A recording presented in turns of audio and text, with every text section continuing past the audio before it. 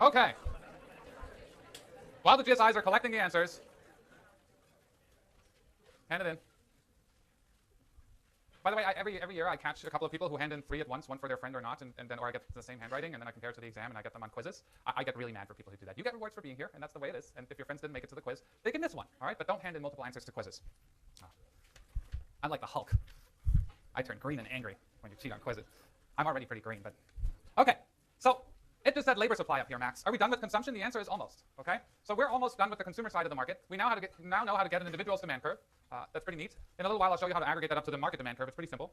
But before we start doing that, I wanted to show you how cool this model is, right? How cool is this model with a simple utility function, preferences, and a budget constraint? And why is it really useful in all kinds of other settings, right? We use this in all kinds of markets, but the most compelling model, I think, where we apply this particular framework is the one of labor supply. It says supply up there, Max. I thought we were talking about consumer choice. We are, and I'm going to show you how the model of consumer choice actually gives rise to the labor supply curve and gets us all kinds of nice predictions on how many hours a week individuals actually go out and work, all right? So this is my desperate, pathetic attempt to show you how useful this model is that hopefully you'll like as much as I do, all right? So here's some assumptions, all right? Here's an abstraction from how the real world works, but this is an economics class, so we get to do that. So I'm going to assume that you can spend your time, any given hour, doing one of two things. You can either work or you cannot work, all right? When you work, you get paid an hourly wage. And I'm going to assume that you can work 20 minutes, 15 minutes, an hour and 20, and you just get paid for the fraction of the hour that you work. So you work for an hourly wage. When you don't work, you're not getting paid. It's that simple. I think this is pretty sort of consistent with the types of jobs that high school and college students have, where you're trying to squeeze in an hour here or there working at a coffee shop or something like that. Granted, you all do free internships, seems to be the new thing.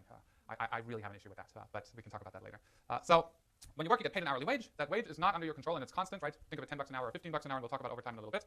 And unfortunately, even Bill Gates only has 24 hours in a day, right? There is this binding constraint, so scarcity in this model comes from the fact that you cannot work more than 24 hours in a day. So there is none of this. A friend of mine plays professional online poker, makes about 3 times as much as I do, but he plays like 45 tables at a time. So it's this weird thing where, he has technically more than 24 hours in a day. But we could squeeze that in this model too. So everybody has 24 hours in a day. And I don't mean to endorse online gambling as a career choice at all, right? I mean, at all. Your problem, or the individual's problem, is simply to figure out how many hours a day should you work and how many hours a day should you not work. So a lot of people are going to get terribly upset when I'm about to name what I'm going to call not working. I'm going to call this leisure. My wife got furious at me when I said, how do you dare calling non-paid hours spent leisure? There are all kinds of arguments. If you volunteer your time somewhere, or if you're a parent staying at home taking care of kids, you're not getting paid an hourly wage. But for any of you who've ever stayed at home with a 5-year-old, leisure is not quite the word used to describe that somewhat random process. All right? So I'm going to call it leisure, but it's just a label for activities that you're not being paid for. So if I said 600 times hours spent on activities you're not being paid for, you'd go crazy. So I'm just going to call it hours of leisure for convenience sake, fully acknowledging my wife's discontent with what I teach. Okay, so labor supply. Let's write down a model, right? Let's write down a model, and it's pretty simple. I'm going to argue that an individual has a utility function, right? All that means is you have preferences over goods. Preferences that are complete, transitive, and more is better. Now, do you like working? Like, even if you wouldn't get paid for it, do you really like spending hours at work? I actually do. I get to hang out with you guys, right? I don't really have a real job.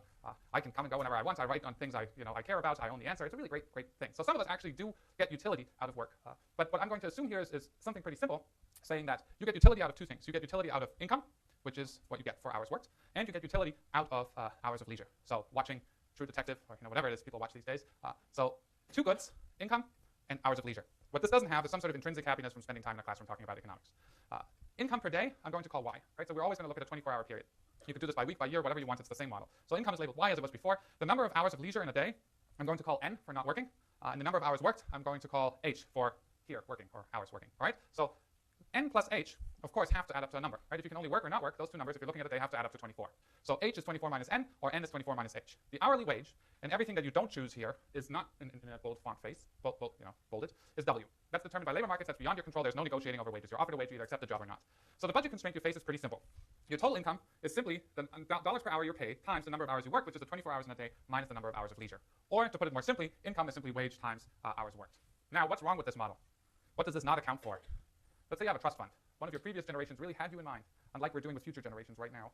But had you in mind, they saved some money and they left you some money behind, and you just have a stock of cash sitting somewhere to spend on education or whatever you want, right? So you could simply add in here Y equals some sort of constant, which is an amount of wealth you have that is independent of how many hours you worked, plus wage times hours worked. It doesn't change the model substantially, but I'm going to assume that for most of us, we're not that lucky, and we just get the number of dollars from working a couple of hours a day. So I'm going to rule out wealth for now, but it doesn't change the model at all. It just makes drawing a little bit more complicated. All right. Now, questions? No questions. Let's draw this. So I have 2 goods. Okay, I have income, and I have hours of leisure. Previously, I had 2 goods. They were Reese's and they were Hershey's, right? So previously, on the x-axis, I had Hershey's increasing in this direction, and I had Reese's increasing in this direction. Now all I'm doing is I'm relabeling my axes to income, which is the new Reese's, and leisure, which is the new Hershey's, right? 2 different goods. One is measured in dollars total. The other one is measured in hours. So what does the budget constraint look like? Let's say you have no wealth. If you're paid $10 per hour, if you work 2 hours, how many dollars would you have? 2 hours times 10 per hour, 20, right? If you work 5 hours, how many dollars will you have?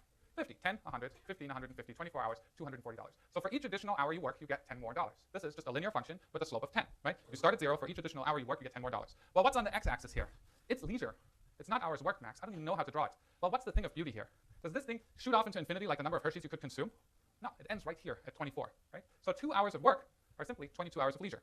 10 hours of work are 14 hours of leisure. 12 hours of work are 12 hours of leisure. So 0 hours worked start here at $0. If you work 10 hours, that means you have 14 hours of leisure. You're getting $100. If you work 24 hours, that means you're getting 0 hours of leisure. You have $240. So the budget constraint simply looks like this. So where this thing here is $240, right? And this simply happens because from 0 all the way over here to 24, hours worked increases from 0 to 24 going from right to left, and leisure increases from 0 to 24 from left to right. So what do I have? Does this budget constraint look any different from what I saw for Reese's and Hershey's? Not really, right? So this nice opportunity set of possible combinations of income and hours of leisure I could consume looks triangular. The slope of the budget constraint here is the price, the opportunity cost of leisure. So if I want to consume 1 more unit of leisure, 1 more hour of leisure, what am I giving up? $10, W dollars in income, right? So the slope of my new budget constraint here is simply minus W. Looks exactly the same as before. So how do I figure out how many hours to work and how many hours to not work? Well, it's a beautiful thing. Glad you asked. I like the slightly thicker pen better, I think. Here we go. So the number of hours worked for this particular individual, it's decreasing everywhere. It sort of looks like it's coming back up at the end there, but that's just an optical illusion. I would never draw in a difference curve that comes back up ever, right? Actually, before you like sue me in court for drawing one and getting your points back on the midterm, let's try this again. Oh. What? You know, at some point, there must be a betting pool somewhere where how many lectures until Max throws this thing out the window? Okay, so the equilibrium number of hours worked for this individual, you just get on the highest indifference curve you can get on, right? Again, you just have indifference curves between these two goods here, income and leisure. This is the highest indifference curve this individual can get on, given that budget constraint. And that individual consumes 15 hours of leisure and makes, $90 in wages. So what do I have now? I use my simple consumer choice model. I got on the highest indifference curve I could, given that I still share a point on the budget constraint. And what I figured out now is I figured out the optimal combination of income and leisure that I'm consuming, or the optimal combination of hours worked and income that makes me as well off as I can be, given my preferences over income and leisure. Right? Do we all have the same preferences over income and leisure? We all have some friends who just really, really, really, really, really value their leisure, right? They really, really value it. I mean, and the fact that they're happy to not have any money to do anything and just leisure around, right? This happens. Maybe at some point in my life I was that person, but I won't tell you about that part of my life. Then there are people that really value income.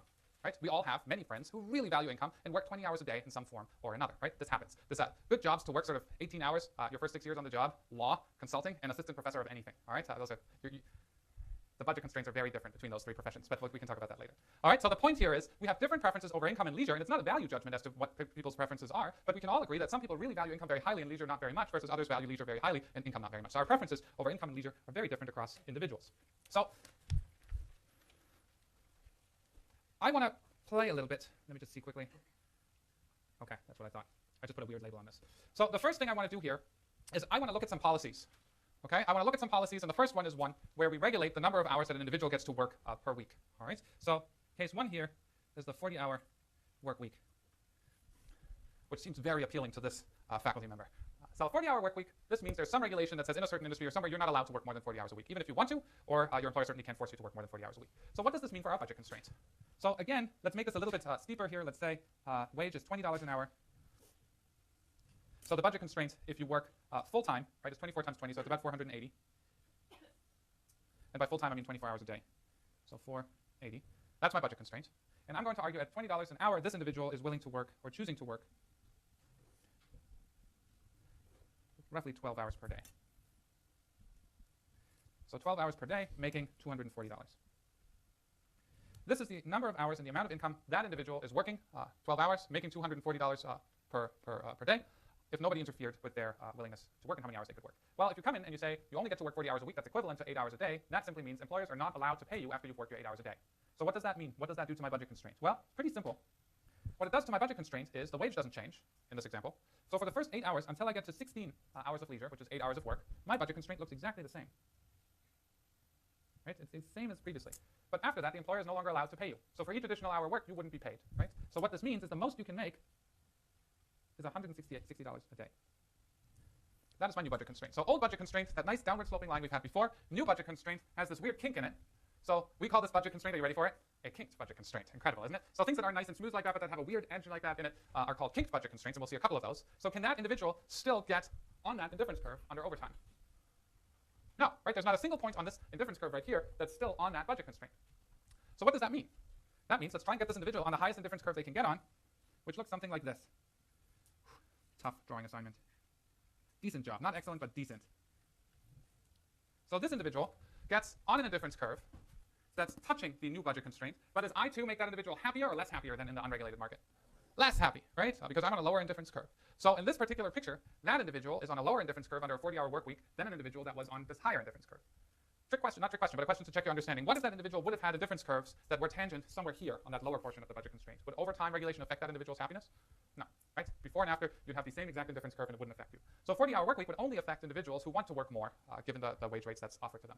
Now, the other thing we, of course, have to take into account in many of your political economy majors, there's a big debate as to levels of happiness and income across countries, for example, or countries that have relatively lower wages and these work hour restrictions as part of federal regulations in many countries, and what that does to family life and sort of overall social outcomes in these countries. That's all not in this model, right? That's an oversimplification. This doesn't look at societal benefits of the person or persons in the household working, only working 8 hours a day and coming home thereafter instead of working 12 hours every single day and throwing in a couple of weekends here or there. So it's a very simple model, but what it shows very nicely is the general prediction that people who want to work more in an unregulated setting are less happy than the ones that don't want to work more than that. I will see you on Thursday.